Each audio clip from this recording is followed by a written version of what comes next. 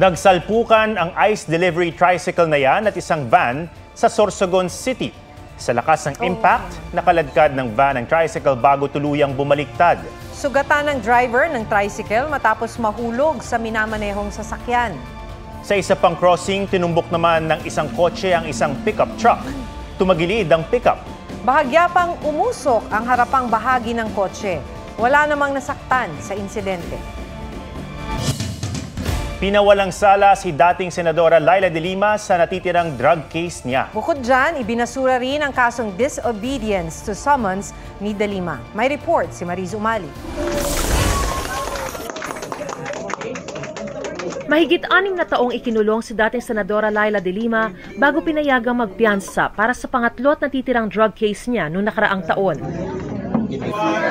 Ngayon, acquitted o pinawalang sala na si de Lima sa natitirang drug case. With the grant of our demurrer to evidence, which is tantamount to acquittal, that means I am now completely free and vindicated. It's very liberating. Ang pangatlong drug case ay may kinalaman sa umano'y pakikipagsabwatan at paggamit sa mga inmates sa kalakalan ng droga sa Bilibid upang makalikom daw ng pondo para sa kanyang pagtakbo bilang senador noong 2016. Sa desisyon ni Presiding Judge Henergito ng Muntinlupa Regional Trial Court Branch 206, nabigo ang prosekusyon na mapatunayang guilty beyond reasonable doubt si de Lima, pati ang 4 niyang kapwa-akusado.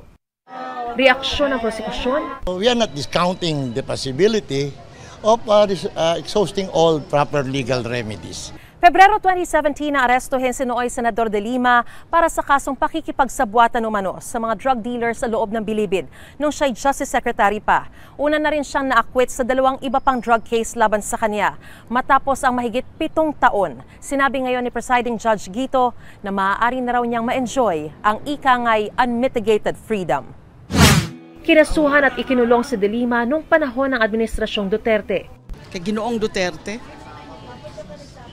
kayo ngayon ang mananagot sa mga kasalanan niyo sa taong bayan. Isa lang po akong biktima. Libo-libo mga Pilipino ang pinaslang nila nung nakaraang madugo at peking war on drugs. Handang-handa po ako na tumulong talaga sa ICC para makamtan ang hustisya ng mga naging biktima. Sinusubukan pa ng GMA Integrated News na makuha ang panig ng dating Pangulo. Bukod sa huling drug case, ibinasura rin ng Quezon City Regional Trial Court Branch 76 ang kaso ni de Lima na disobedience to summons. Kaugnay ito ng reklamong inihain ng liderato ng Kamara noong 2016 dahil sa umano'y pagpayo nito sa dating bodyguard na si Ronnie Dayan na huwag dumalo sa investigasyon ng Kamara. Pinag-aaralan ngayon ng kampo ni de Lima ang mga kasong ihahain nila, pati ang mga susunod nilang hakbang. Mariz Umali nagbabalita para sa GMA Integrated News. Natagpuan sa Capas, Tarlac ang ilang gamit ng nawawalang pageant contestant mula Pampanga. Sabadong ng madaling araw nang respondihan ng BFP ang nasusunog na SUV kung saan nakita ang ID at iba pang gamit ng 26 anyos na si Geneva Lopez. Biyernes pa raw hinahanap ng kanyang pamilya si Lopez, pati ang nobyo nitong Israeli. Nagpaalam daw ang dalawa na pupunta ng Capas, Tarlac para tignan ang bibilihing lupa. Ayon sa pulisya, nagpunta na sa kanilang tanggapan ang mga katatagpuin sana ng mga biktima. Bine-verify na ang kanilang mga statement. Pinangangambahang magdulot ng malawakang pagbaha sa Navotas at Malabon ang pagkasira ng isang floodgate dahil sa sumadsad na barge. May report si Salima Refran. Yan, binibira nila, pinipilit na makapasok, sisira na ang gate. Kuha yan sa North Navotas Navigational Floodgate noong June 7 kung saan pilit na pumasok ang isang barge. Sa kabila yan ang pagbabawal dahil low tide. Sumadsad tuloy ito sa floodgate. Sisira na ang gate nito, binibira nila. Sinabihan na ng guard namin na iatras, ayaw. Gusto birahin. Ayan. Cyber Angel. Kinailangan ng 4 na tugboat para maalis ang barge. Nasira na ang floodgate. Hindi na maitaas, kaya nananatiling nakabukas. Ito pa naman ang nagsisilbing harang sa tubig na nagmumula sa Manila Bay tuwing high tide. Posible itong magdulot ng pagbaha sa mga low-lying barangay sa Navotas at Malabon.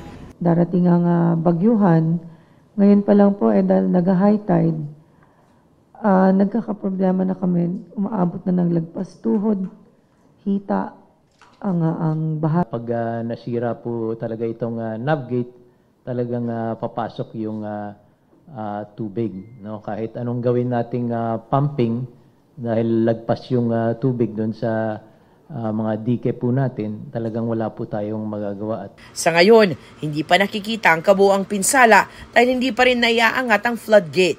Tutulungan muna through crane na itaas yung navigational gate. Tutulong pa rin po kami para masolusyonan.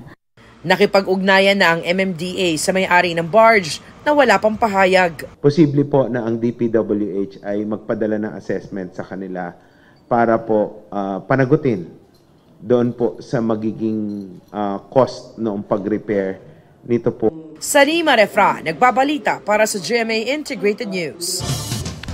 Tuluyan nang ibinasura ang kaso laban sa driver ng SUV na nangumpiska ng lisensya ng nakagitgitan niyang driver. Nangyari yan noong nakaraang taon sa gitna ng C5 sa Taguig. Sa kauna-unahang pagkakataon, nagsalita ang driver ng SUV. Git niya, ginikit siya ng driver ng truck kaya kinumpronta niya ito. Wala rin daw siyang baril noon at hindi nagbanta na babarilin ang kapwa driver. Pero aminado siyang mali na paratangan niyang nagdodroga ang truck driver at mali ang sapilitang pagkuha ng lisensya. Sa ngayon, pinag-iisipan niya ang pagsasampa ng reklamo laban sa truck driver. Sa Morong Rizal, 3 numero lang ang dapat tandaan kung kailangan ng tulong sa anumang emergency. May report si Katrina Son. Kapag may aksidente, sunog o krimen, alam nyo ba ang mga numerong tatawagan? Dito sa Morong sa lalawigan ng Rizal, isang technology ang inadopt para mas mapabilis ang pagresponde. Ang Next Generation Advanced 911 o NGA 911. Gusto natin ma-achieve dito ay ang ating mga kababayan mabibigyan ng agarang serbisyo sa medical, pag-responde sa sunog, at iba pang mga kriminalidad. Isa raw sa nagpapabagal sa emergency response ay ang kawalan ng kaalaman sa tatawagang numero. Magkakaiba kasi ang number ng bumbero, ospital at pulis. Dito sa NGA 911, numerong 911 lang ang pipindutin sa landline o cellphone. Ito ang tinatawag na call handling system ng NGA 911. Sa pamamagitan nito ay makikita at masasagot ang mga tumatawag. At sa pamamagitan din nito ay makakapag-deploy ng emergency responders. Gaya ng sa Estados Unidos, dapat masagot daw ang tawag sa loob ng 20 segundo. Hello, 911 More Emergency Operations Center. Magandang araw po. At depende sa insidente, dapat madispatch agad ang emergency responders sa loob ng 3 minuto. Makikita natin ang numero at detalye ng tumatawag, previous call records, at eventually ang exact location ng ating caller. In the U.S., everyone understands to dial 911 when they need help. The Philippines, you're not sure which number to call. You don't have location. There isn't standardization of emergency response protocols. At pinakalayunin nito, makapagsalba ng mas maraming buhay. Katrina Son, nagbabalita para sa GMA Integrated News.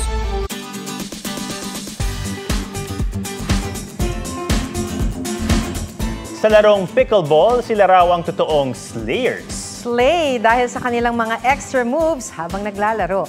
Pusuan na yan sa report ni John Consulta. Pickleball o pak na pag-hit ng ball. Sabayan pa ng cartwheel with matching pose and slow-mo twirl. Duo ni Weng Masong at Paul Olivares mula Bicol University.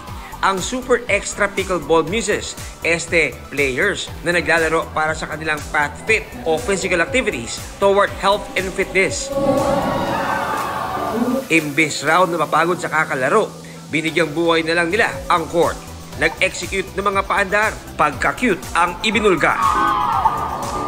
Di man umabot sa championship, champion naman ang kanilang friendship.